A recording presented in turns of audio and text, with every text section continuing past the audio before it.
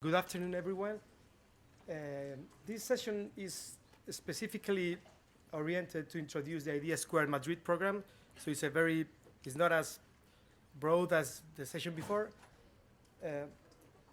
So, as Marta said, in this case, I'm here as co-chair of this executive committee, thanks to Julio Mayol, who got me involved in this crazy idea. Yeah. So I'll introduce the Madrid M+Visión Consortium in just 2 or 3 slides because Professor Gray, I think tomorrow, will talk or you can ask about it. But it's just to put a context to why we're actually doing the IDEA2 here in Madrid. So the Madrid M+Visión Consortium is a multi-institutional venture which is already strange because it's headed by Comunidad de Madrid and many universities and centers are participating. So there's no official participation. So anyone in Madrid is invited to participate, give ideas, and to devote time to this. And it's in biomedical imaging, and it's aimed, which is a very big aim, to turn Madrid into an epicenter in biomedical imaging technology, or at least to make it a bit better. Yeah? So it works between 2 communities, Madrid and Boston, although we have experts, as before, from different places, different places in Spain or in the States, but it's mainly the core of it is Madrid and Boston. It's multidisciplinary, which seems to be one of the favorite words today. There's fellows and faculty from science, engineering, medicine, and even from the business sector and business schools. It's flexible, so it's a program that keeps growing and changing, so there's new ideas that can come up and be put into action. And it's trying to focus on important problems. So that's one of the reasons the IDEA2 program is here. So just a couple of things we are already doing in the program. One of the main things is a fellowship in translational biomedical imaging. So that's getting a lot of attention. And every year, 10 international fellows are selected that are trained between Madrid and Boston in biomedical imaging, and are then asked to propose research projects, innovative research projects, involving groups from Madrid and from Boston. So, as it was said before in the panel, we are trying not only to train the fellows, but to make them be a connection between research in Madrid and Boston. So the second class of fellows will start this July in Madrid. Then there's a broad activities of networking and knowledge sharing. So this is one of them, actually. We had an open house in Boston in October, which brought together groups, medical imaging groups from Boston and Madrid. We are planning a new Madrid open house in July, so stay tuned for that if you want to participate, where we hope to get together all the medical imaging community in Madrid. And we have some small travel grants between both communities to help people to connect with each other. Then we have a specific training in medical imaging, mainly during the month of July. There's mini courses oriented to the fellows, but which are open to the whole community, both in clinical and technical courses. And in July also there will be lectures every day in Madrid, what we call the Horizon lectures. And then we also are doing specialized courses during the year. So that's up to there is what we are doing, but quite a few words came up in the session before. So the good thing now you can tune your presentation with what people said before. So I just changed it. So some people talked about team building and multidisciplinary. People talked about trying to detect real needs and then turning research into a real product. And we also heard how to use competition for innovation. So with all these ideas is where the IDEA2 program comes. So again, we are trying to work from bedside to bench to bedside. So the problem that anyone can tell you in medical imaging anywhere, and especially I think in Madrid, we've seen anyone who's worked for some time in this field has seen lots of good ideas that don't make it to the next stage of translation. Also, some individuals with good ideas might lack expert support. So nowadays, anyone can have a funny or interesting or cool idea, but may not have the links of someone to tell him if that's good or not, or to guide him to where to go. And again, it's not easy. It can be done. In Madrid, there are quite a few multidisciplinary teams, but as someone asked before, how can we build this versatile teams with clinicians and people from business. So with these ideas, the people in the program decided to launch the IDEA2 program. So this program is based on a successful IDEA2 program taking place already at Harvard, MIT. The aim is to turn interesting ideas into powerful projects with the help of mentors. So if I have an idea, the program provides me with experts from different fields that I may need to make it useful, to turn the idea into a good idea. From both sides, we hope. From the needs, so I might have an idea and I want clinicians to tell me that's a real need, or from technical or business sectors to tell me if I'm doing the right technology or if I'm thinking of the right market. So, and again, it's multidisciplinary. So we hope the applicants, the ideas, and also the experts involved will come from academia, hospitals, companies, business schools. So try to get everyone together. So I won't go into detail because Julio, Dr. Mayol will present the actual implementation at the end. But the main idea of this is there's a pre-proposal submission stage, which is right now open. Then there's a few months of proposal development already with some mentors and catalysts. And some of the ideas that get selected as finalists will work along some time with their catalyst team still while they work. So in this session, we have 3 speakers to talk a bit more about the IDEA2. First, we have Peter Farrell, who was a supporter of the original IDEA2 program in Boston.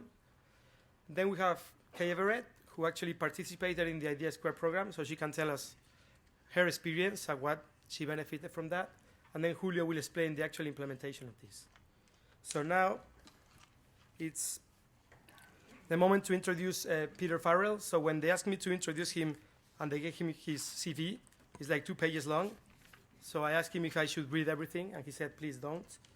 So I'll just summarize briefly. So he's the founder of ResMed, right, and has been chairman and director of the company since its inception in June. He's been involved with lots of different universities, both teaching us in boards, in different research boards. And in addition to his responsibilities with ResMed, Dr. Farrell is a director of NYSE, a NASDAQ-listed company which develops and markets products for the surgical treatment of spine disorders, and is also a non-executive chair of QRX Pharma, a clinical stage specialty pharmaceutical company listed on the ASX. So I could cite some more things, but he's in the medical business and doing lots of things. So, please. Thank you. And thank you for being merciful to the audience by not reading the CV. I feel a bit like a fish out of water in that I'm not going to talk about biomedical imaging, and I'm from San Diego and Sydney, not from Boston or Madrid, so hopefully we'll be able to get through it.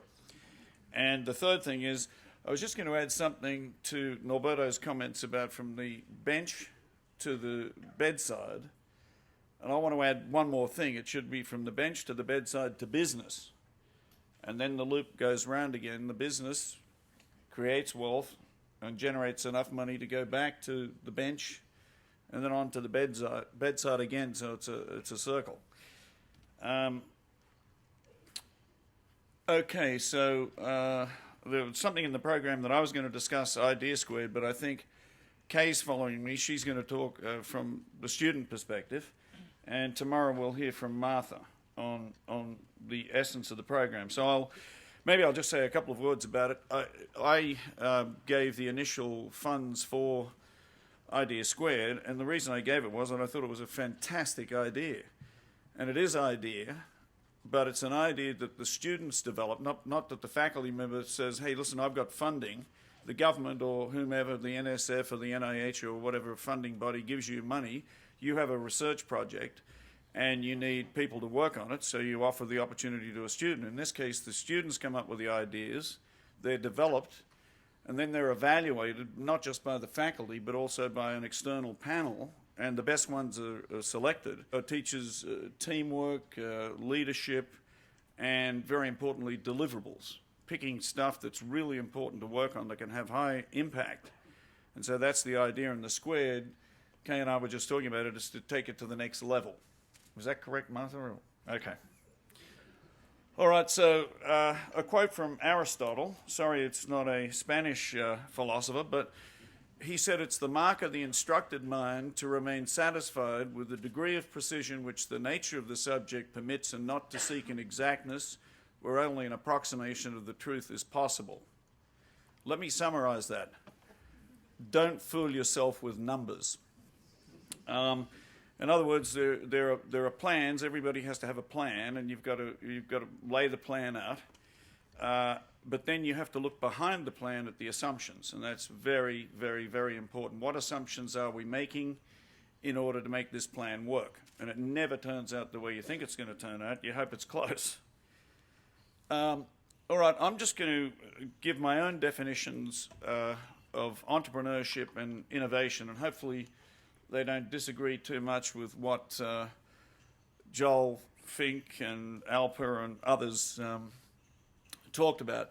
So Jean-Baptiste Say, a long time ago, in fact it was around 1800, he said, well, what an entrepreneur really does is shift economic resources from an area of lower yield into an area of higher productivity and greater yield. In other words, a better use of resources.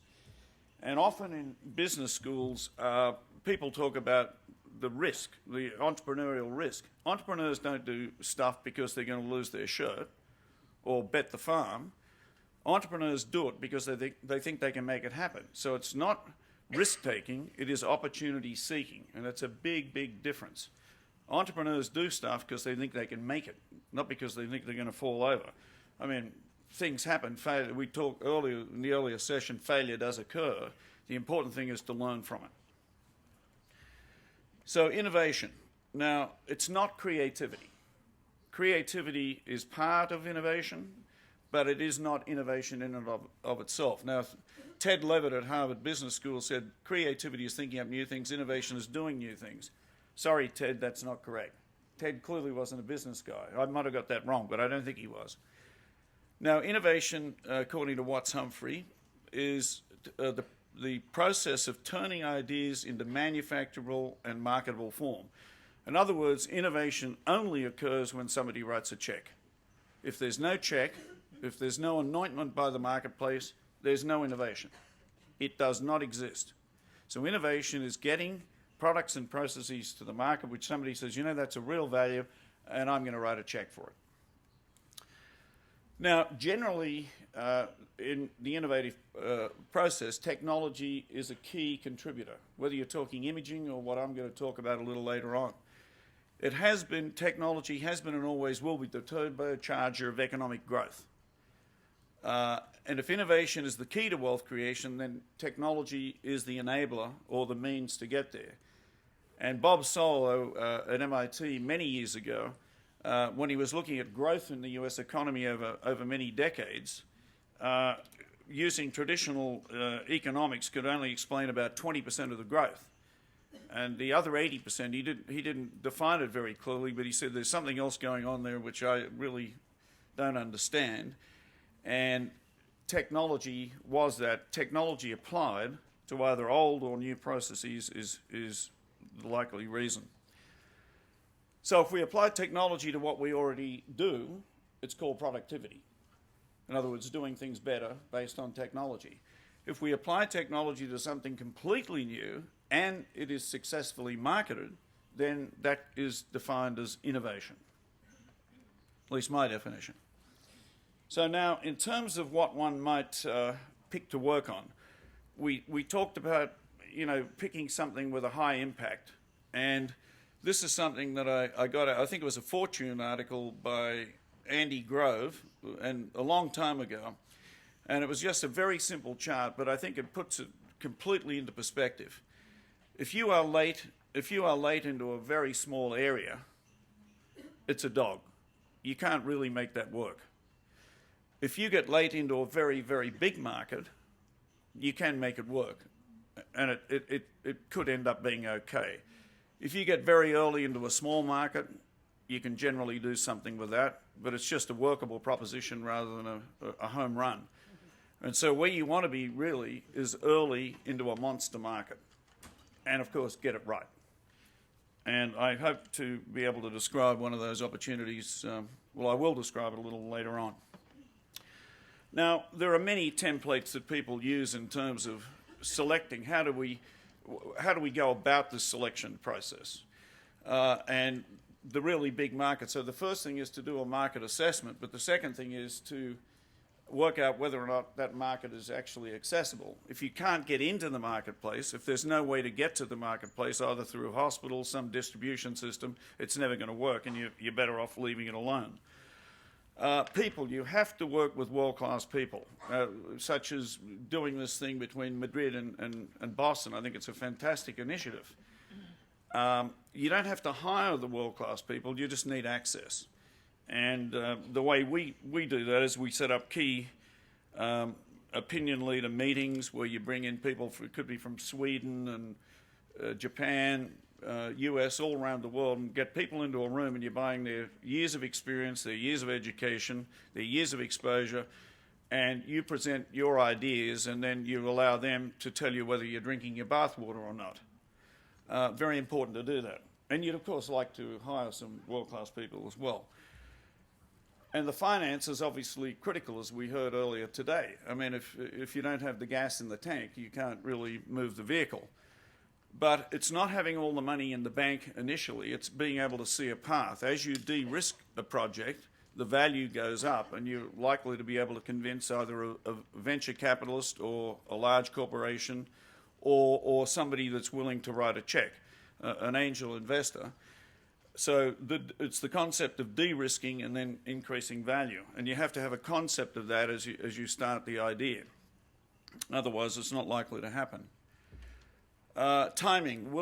I don't like working on stuff, particularly now, that's not going to happen in my lifetime.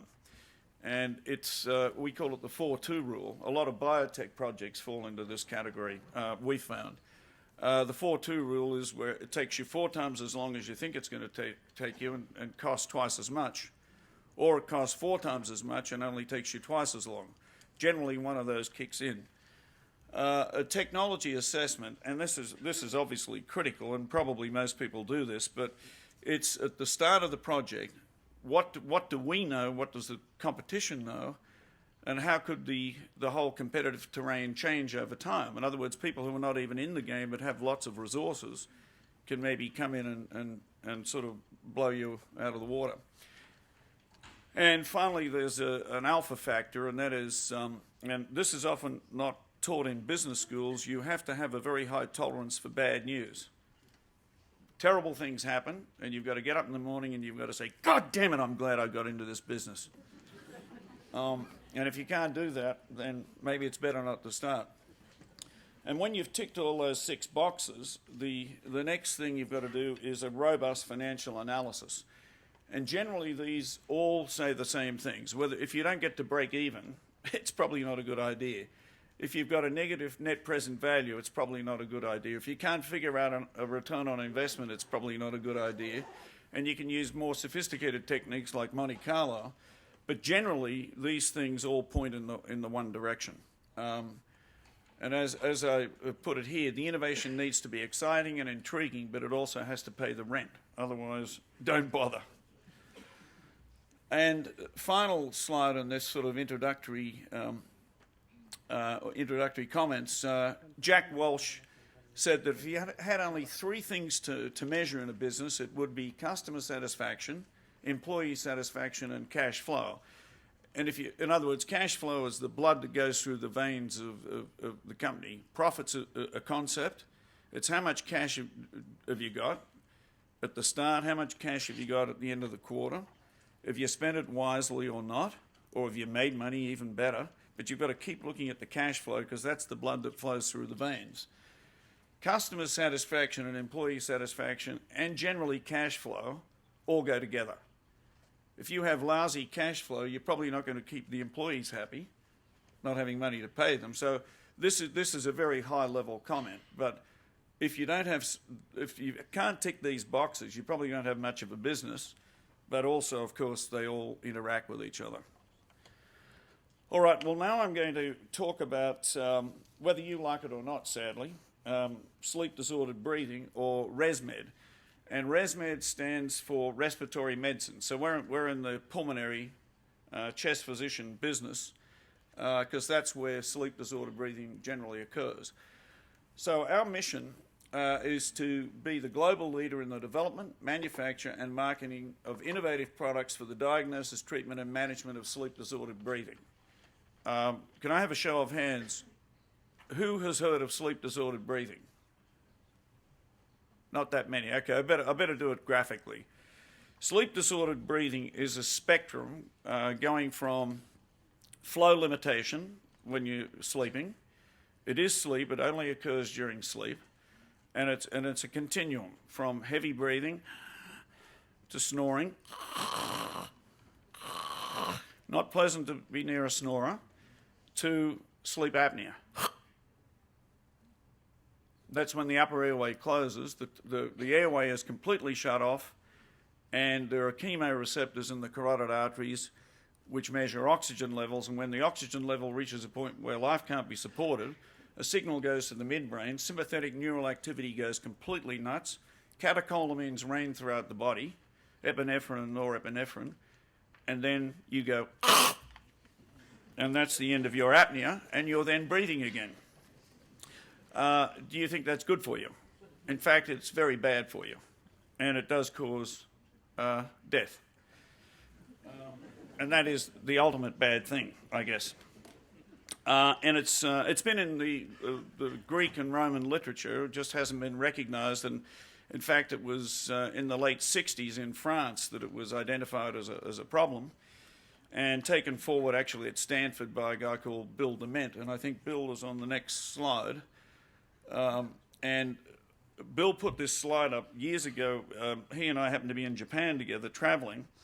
And he was talking to a group of physicians, internists, family physicians, and so forth. And he said, "This is the triumvirate of health."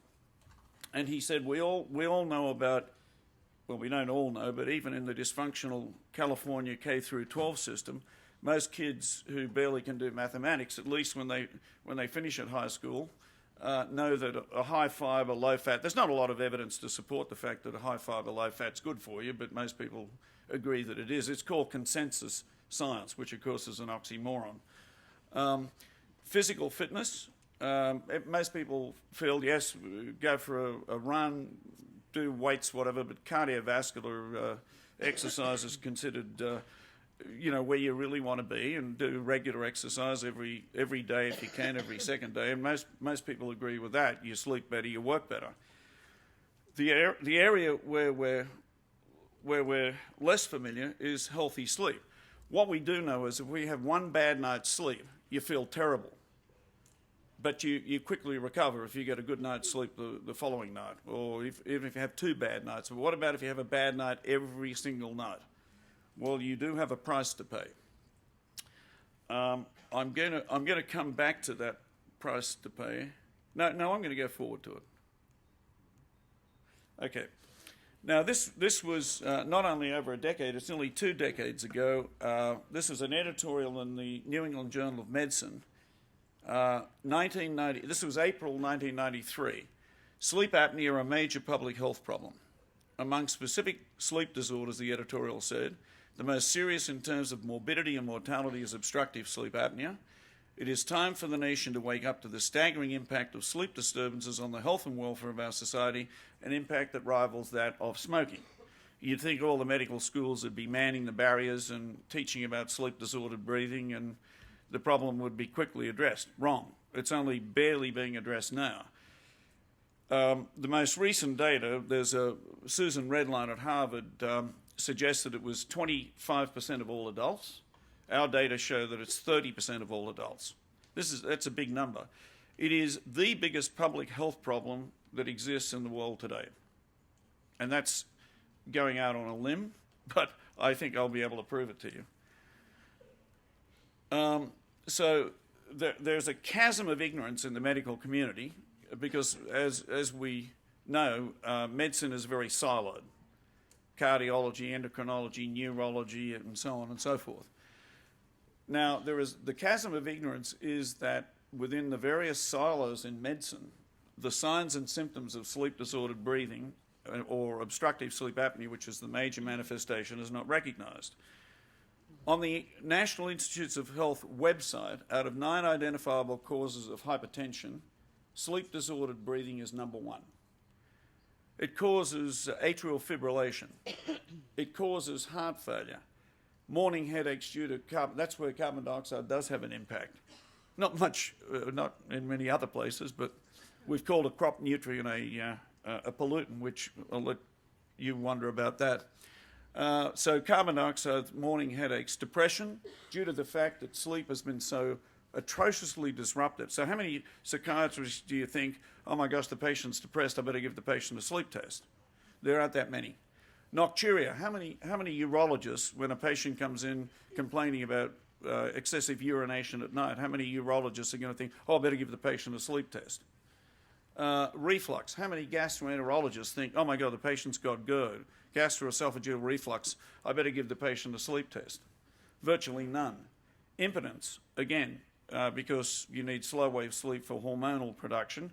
Kids at school with inflamed adenoids and tonsils. Young kids, what are the characteristics? They do lousy at school and they don't grow because growth hormone levels are in the toilet because they're not getting slow wave sleep. The tonsils come out, what happens? They have a growth spurt and they do better at school. Again, because they're now getting slow wave sleep, which they were not getting, so they're getting growth hormone produced. Accelerated aging and growth depression in children. It causes sleep disordered breathing, causes metabolic syndrome, and causes eventually type 2 diabetes.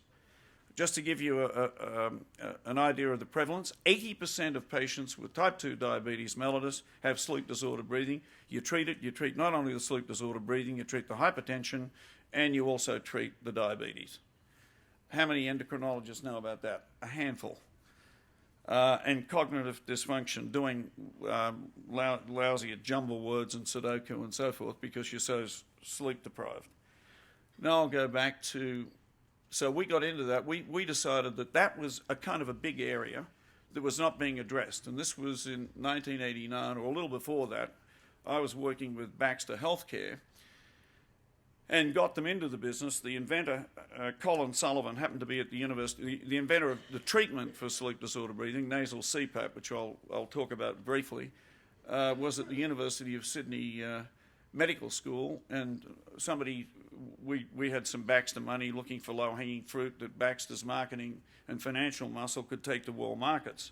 And we were into a lot of gene jockey stuff like acute myeloid leukemia, type 1 diabetes using porcine islet cells, and the area that I know Brian's a nephrologist, and I was sort of in the business of dialysis, peritoneal, and hemo for a while. Actually even published a few papers there, Brian. Anyway, it was very clear we put the money in, and it wasn't going to go anywhere within Baxter, so we raised some finance, and I had to deal with the then president of Baxter, Jim Tobin, but we eventually agreed on roughly $1.5 million over time. So we were up and running, and we split off from Baxter. And in the first year, 1990, first fiscal year, we did about $1 million in revenues and lost $250,000. The next year we did $2 million, so 100% growth, and we lost about $150,000. In the third year, we did $4 million, again doubling, and made a gross profit of $400,000. So we were, in fact, line ball after the first 3 years. And again, we grew 100% in the fourth year, and then 75%, and slowed a little bit in oh, God. And then we slowed a little bit, as you would. You can't keep the 100% pace up easily anyway. And then we did an initial public, we floated the company and on NASDAQ initially, and then we went to, and our market cap was 85 million, and our revenues were only 14 million, but we were making a profit. Then in 99, we switched to the New York Exchange with the goal of improving the profile. That sort of happened, and reducing volatility. That didn't happen. But anyway, fast forward to today. So our revenues are about 1.35 billion. By the way, sleep is very active in Spain. There are good groups in Barcelona and in Madrid, and lots of, actually quite a few good publications in journals like the New England Journal of Medicine and so forth. And our net profit after tax is around 230 million, not bad. That's about 18%, and we have a market cap which is approaching 5 billion. So, and we now employ 3,500 people, having started with 6. So today we're the leading innovator in this $3 billion wholesale market of sleep disordered breathing. So, and we manufacture, it's a fairly big operation. We manufacture in Sydney and Singapore and Kuala Lumpur and Paris and Lyon and Munich. And we manufacture about 700,000 masks, which you need for the treatment. And I'll show a patient on treatment, and over 200,000 devices per month. So you don't want to have a device that you've got to recall if possible. Roughly 54% of our revenues are generated in the Americas. Germany's 14% and France is 11%. So 80% is in 3 countries. I said we were in 100, but we only care about 3 of those countries. The other 97 we don't give a damn about. That's actually not true. But we better get the US, France, and Germany correct, and we have either the number 1 or number 2 position in all major markets. And for a while, we hit the Forbes 200 best small companies in America. We did that for 10 consecutive years, and then we became too big. So today, 100 countries have already, and we've got offices all over the place. We've had a robust financial performance. We've had 69 consecutive record quarters of top-line growth, and we're listed on both the New York Exchange and the Australian Stock Exchange. And our CAGR, our compound annual growth rate, has been 15% in revenues and 20% for net income. And we have a fairly strong, experienced management team with 500 people in R&D. And this fiscal year, we'll spend roughly $122 million in research and development, including clinicals. So I want to die like my grandfather did, peacefully in his sleep, not screaming like the other passengers in his car. That is a quote that we found in a sleep lab in Lincoln, Nebraska. And it is one of the serious consequences of untreated sleep disorder breathing. Truck drivers, and I don't know if you people remember that recently there was an overflight in Maui, a flight that started in the domestic US and overflew Maui. The 2 pilots had sleep disorder breathing and had fallen asleep, and they just completely overshot the whole thing. So when you next fly, you may ask if the pilot has had a sleep test. So the prevalence, up to 30% of adults. Susan's got a figure lower than that, but that's our figure. 7% have sleep disordered breathing at clinically significant levels, and primarily that is obstructive sleep apnea. How much time do I have, Norberto? Oh, yeah, no, that'll be easy. Hypertension, it's 40 to 50%.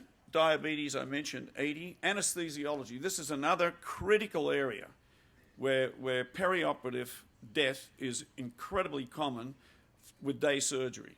Whether it's rotator cuff or arthroscopy of the knee, the patient is sent home with patient-controlled anesthesia, such as OxyContin, oxycodone, Cadian, Percocet, and so forth. It downregulates the central nervous system, gives the patient central sleep apnea on top of their obstructive sleep apnea. We know today that there are thousands of deaths today in the United States with day surgery, and the patients just get buried. They go home, give themselves ad lib PCA, and a death results. Now, the anesthesiologists are well aware of this. In fact, we paid for the setting up of the Society of Anesthesiology and Sleep Medicine within the American Association of Anesthesiologists. They had their first meeting last October in Chicago, and Emory Brown from Harvard was there, but and anesthesiologists from Chicago and Toronto and Sydney and UCSD and etc. So you're going to hear more about that. Congestive heart failure. 80% with sleep disorder breathing, and invariably they have both obstructive and central sleep apnea if you treat it. We've actually had patients taken off the heart transplant list. That's how dramatic it's been. Stroke and transient ischemic attacks, 70% with SDB. If the patient is cardioconverted with say, atrial fibrillation, it's about the same percentage with AFib. The patient will, after cardioconversion, they'll flip back if the sleep disorder breathing isn't treated. COPD, 30 million sufferers in the United States, and roughly 10 million of them have overlap syndrome with sleep disorder breathing as well as compromised lung function. And they need treatment. They have terrible notes. So sadly, this is a diagnosis which is commonly missed by primary care physicians and sadly nearly all medical experts as well. It's getting better, but it's a long way to go. So there's a device. The patient's on the device. It takes room temperature air, pressurizes it to about 10 centimeters of water, which is about 1% of atmospheric pressure.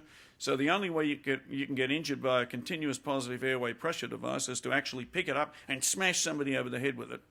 It's probably the safest medical treatment that we have available. And you can see this patient is on a nasal mask, but we also have nasal prongs and full face masks. And that just shows a few of the masks. And what we found when we first started in this business, 10% of the patients going to the sleep lab were women. It's now 40%. So we've got products now auto set for her, which is an automatic device for treatment. Sales by market, I don't think we need to concentrate on that. Annual performance. So let me summarize. Sleep disordered breathing and obstructive sleep apnea is a major public health problem on a level equivalent to that of tobacco smoking. Untreated SDB is the major cause of hypertension, which in turn is a major cause of heart disease, stroke, the number 1 and number 3 killers in most Western countries. It also exacerbates metabolic syndrome, in other words, gives you diabetes. And you can change the slope on the curve. Sleep disordered breathing is easy to diagnose and easy to treat, and it has been shockingly neglected by the medical establishment. We see that changing. Our biggest competitor is ignorance, and it's the ignorance of not the existence of the disease, but the connection with the signs and symptoms. We're the leading global technology company in this space, and we have the track record to prove it. The opportunity is a marathon, and we're only just lacing our shoes, and it is time for the nation and, in fact, the world to wake up to sleep.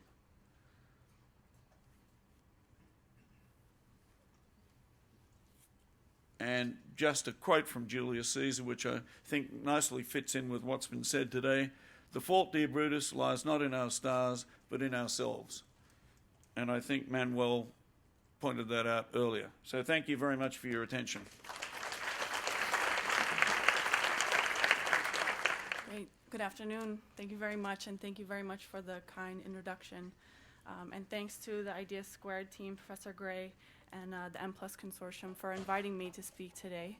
I've been asked to speak a little bit about what I hope to get out of IDEA2.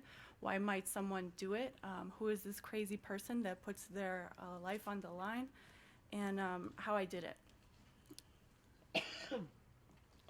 So I'm Kay Everett. I'm a current student in health sciences and technology. I got my bachelor's at MIT in material science and engineering and participated in several internships in medical device companies. And it was through that process that I really found my passion for biomaterial science and applying engineering to medical devices. And so I sought to do a PhD to really impact this field that's positioned between academia, industry, regulatory, and also clinical factors. So I joined a PhD program in HST in 2007. And like many students that first join a program, I started classes, I came up with my thesis project, I sought to get an advisor, and I was successful, thankfully, and also to get funding. As was mentioned, I received a National Science Foundation Fellowship based on my idea. I'll talk more about my idea later, but it was not the very nice summary that was presented. It was a very rough form of my idea to apply materials engineering to clinical problems. And what I wanted was to make a new stent. And everybody was going to love this new stent because it was going to be the most awesome technical achievement possible. It was going to be a combined material with polymers and ceramics, would never fracture, and it would deliver drugs. And while very ambitious and definitely allowed me to get people on board, a critical part of that process was thinking about who will care. Am I the best person to come up with a new stent? Will industry care? And the answer was no. Industry can have 40, 20 people, engineers, physicians working on this technology, and at the end of the day will make a much better stent than I could. Will regulatory care? Will I be advancing the safety and effectiveness of devices? And the answer was no. Will clinicians care? Will a new stent on the market change how patients are managed or otherwise uncover the mechanisms of disease? And the answer was no. And finally, would academics care? Would I be advancing core fundamental principles in vascular biology, for example, or mechanical engineering? And the answer was no. So while I started very successfully by joining the PhD program and getting a fellowship, joining a lab, I went through this process of failure, I think very personally, because through the IDEA2 program, I was awarded a fellowship and I received catalysts. And these are the mentors that were spoke of before. And they helped me think through my idea, the stakeholders, and their perspective on my project. So I received mentors at FDA. There's a local division that is very close by Boston. So these were not only people that I had phone calls with, but that I actually meet with on a regular basis in person. I also received mentors in industry to think about what problems are they having with their devices and how would my project impact their treatments. This process has turned into an incredible snowball. So what started as introductions, you are the mentor, you are the mentee, now go off and talk about your ideas, really turned into a full-blown collaboration. And I think that's why I get pointed a lot of times as the poster child, if you will, for this. And it's been a pleasure. So we've opened up the collaboration, as you can see, for multiple years. And the FDA has funded an intern to work for me. The industry has donated stents, which, as many of you will know, are $500 to $1,300 a piece. So to do any kind of research, you really need close industry participation. And then recently, we were funded not only $500,000, but then again $300,000 to purchase specific equipment for my project, to be able to build equipment of my own at the machine shop, for example, to start an animal study, to take my work into in vivo setting. This process also resulted in a patent. One of the FDA engineers that I work with is co-author on the patent, which is very unique, and it was very instrumental for me as a new student to work with somebody who has lots of experience in the engineering field and could help me implement my idea for a new mechanical test fixture and get to that end result and the patent within 3 iterations rather than 100 or something like that. So I was able to learn very closely from engineers in FDA. We presented to FDA to get some high-level visibility. And from that, we've launched collaborations with the main campus of FDA in Maryland. And then finally, we're really starting to grow a long-term collaboration. And I think it's not just going to be beneficial to me and my PhD, but also to the laboratory. So my advisor is very happy that I went out and did all these things. And I think there was a lot of support from professors earlier in the day to speak about how much the students can really add. And I think that this is exactly where that can occur. So to quantify that, there's a fellow who will be a full-time paid employee that will work on the project for 2 years. And then there's another graduate student coming on to work on this project. So this is a quote. I'll spare you from the details, but for me it means that you have to be vulnerable with your ideas, and even a good idea can go to the next level. And that for me is what Idea Squared is really all about. It encourages students to come up with their own idea, but then participate in the process so that you can go through this process of innovation and make that idea that much better. So who said this is the past CEO of Walt Disney, and I put his picture, not because of the hat, which is also funny, but also because of his face. So you have to have this sort of spirit, and it's the alpha factor that we heard about before, that you really have to develop the confidence, but also the humor, and be able to put yourself out there, integrate feedback, and then grow because of that process. So to quantify, you've seen the process, how I benefited. I want to show you sort of where I was versus where I was now and how I got to that place. So the first part was innovation and making an idea and then evolving that idea. So important that, as was said earlier, the student really comes up with their own idea, and it can be a nascent idea, it can be undeveloped, but the right components need to be there, right? You need to have the right expertise and the right environment, and many people have pointed that out earlier today. Secondly, we need to think about the impact and the stakeholders. Who are the stakeholders for your particular project? So for me, it was regulatory, clinicians, industry, and academia. And thinking about the impact of what you have in your 5 or 6 years PhD program on each one of those communities.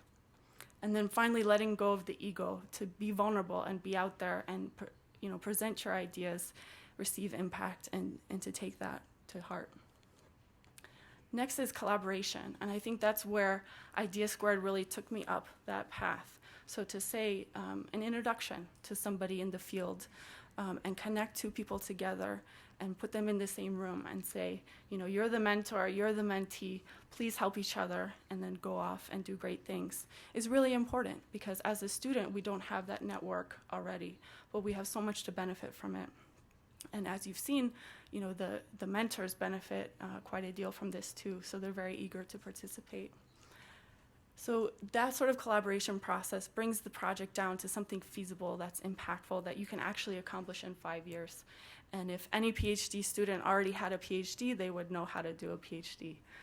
So it's important to get advice from others on how to do a PhD, what's feasible, and then help implement it through weekly meetings, through design iterations, and things of that nature. A next key part that is sort of underlying all this process is development of soft skills. And nowhere else in the PhD do we get access to developing these skills. There's no courses on this. There's really very little attention paid to this. And yet, to be a successful researcher and productive, industry leader or professor at the end of the day, you really need these skills of confidence, idea iteration, networking, how to run a meeting, how to set an agenda, how to follow up with people. And a lot of times that is relegated to the professor, the PI. So in this process, you really get to take ownership of those soft skills, and you really drive the collaboration. And I can't tell you how much I've learned from that process, but it also gives you sort of the confidence to say, this is not my professor's collaboration, this is my collaboration. And it lets you sort of involve much deeper in that process and really take ownership of it. That said, it's very much a safe environment. So if you fail, it's okay. There are people to support you. And I think that's the way to learn to be a successful PI, is to participate in this process as a student and treat it as a learning process. And that way, if you do fail, if you do see obstacles, you have the safety net to fall back on. And then once you're out there in the field, you'll be that much more successful because you've already iterated through this process. So finally, participation in this process really does maximize the outcomes of the work. It's led to research freedom for me, which was really important early on, from wanting to really make an impact on the field of medical devices. And then again, it really helps you take ownership of your idea, develop confidence, and come out with a project that really is impactful and maximizes your time in the PhD program. So lest you think everything is about PhD and medical devices, I couldn't help but throw up some pie charts. The first shows that there are multiple students involved in the process in HST. So there are a good majority are PhD students. Some are purely master students. Some are more of the MBA types doing business school. And then there are some that are truly go-getters that do both MD and PhD. In total, there's been, in the past 4 years since 2008, there's been on the order of 40 participants, so something like 10 participants a year, which is a relatively high number given that our department is maybe double that. Secondly, there are many, many different fields of research that are of importance in this program. So things as core as tissue engineering or cancer, to things like imaging, medical devices, and even core clinical fields. So I think the possibilities are endless, and if my model doesn't work for you, know that there are 40 more people behind me that have really benefited from this process. And we're really excited to see that this is going global. So I want to thank again the people in HST who've made this possible. Elazar Edelman is my advisor, and I couldn't have done it without him.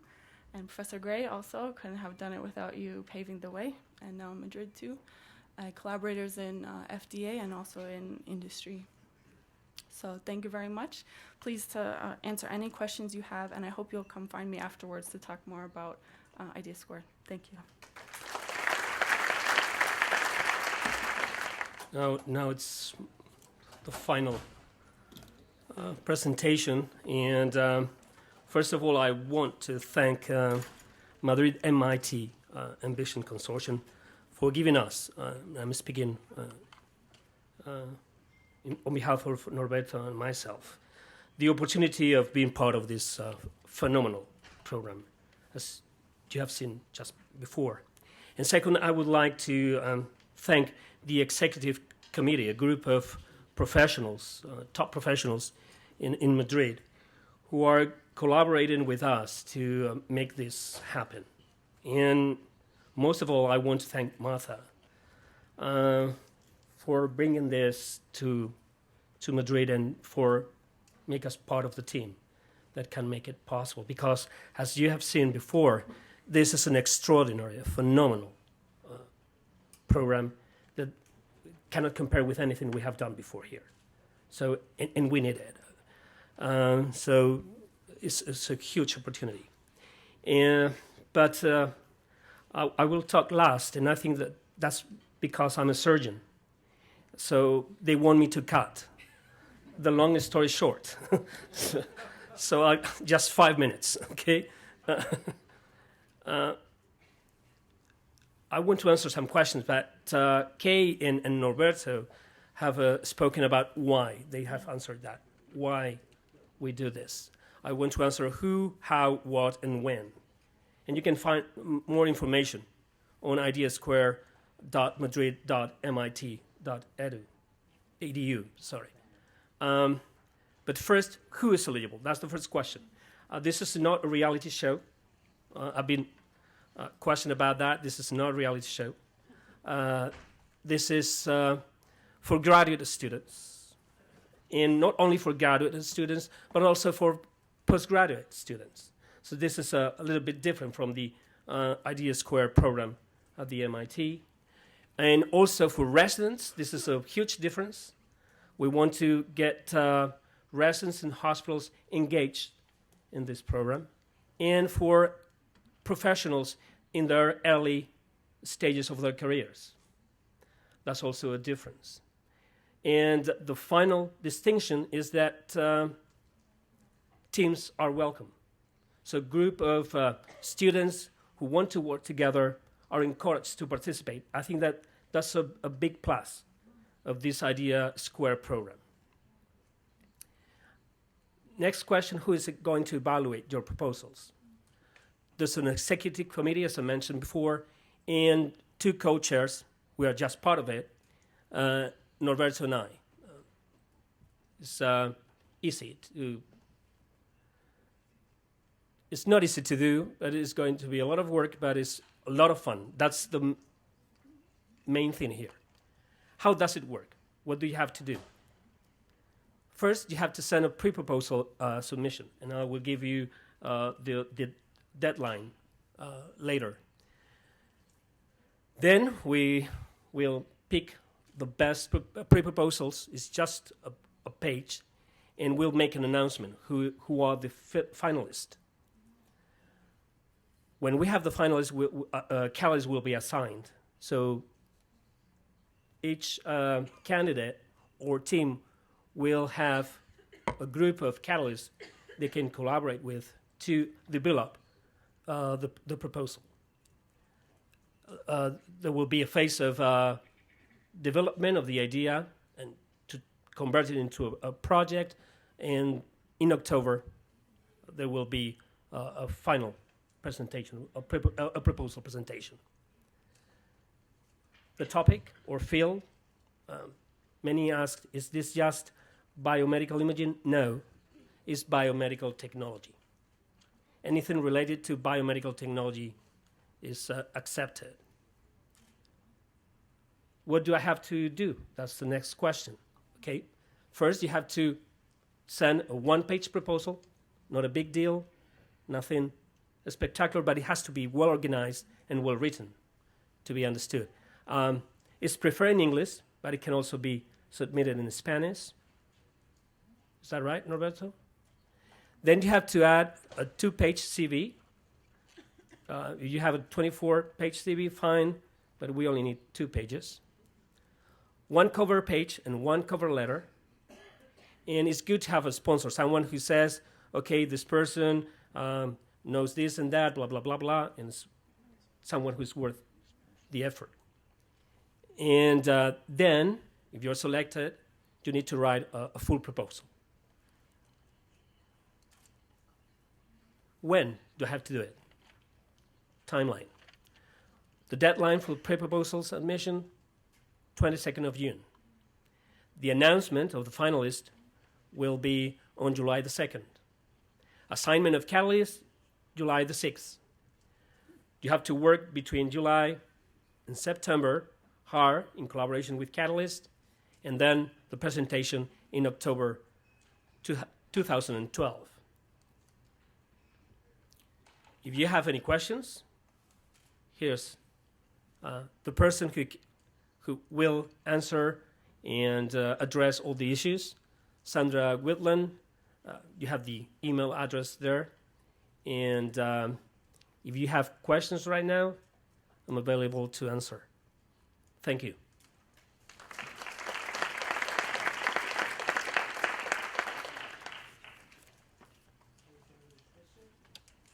Any of the panelists?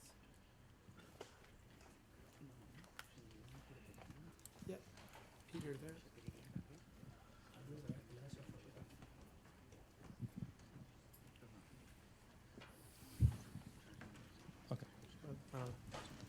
Thank you very much.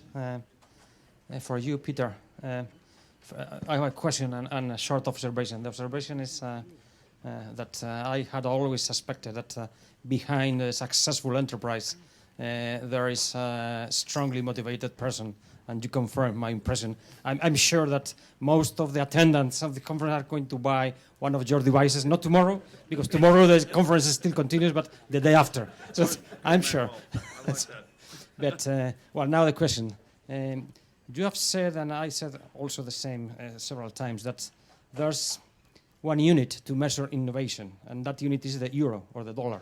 So, but in the network, we are facing